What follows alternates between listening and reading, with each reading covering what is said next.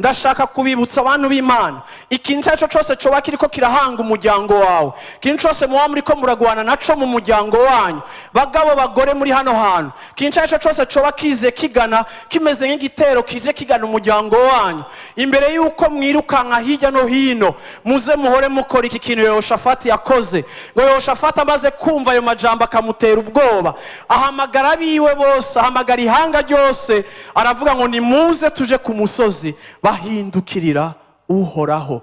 Niyo reflexe ya mbere y'umuntu yakijijwe agomba kugira igihe ahuye n'ikibazo.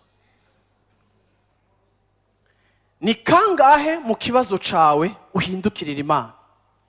Ni kangahe mu bije bitera ihema ryawe wahindukiriye Imana? Ni mwirabe ingene mwagiye muvyifatamo. Mbega niko mwatoye inyishu? No.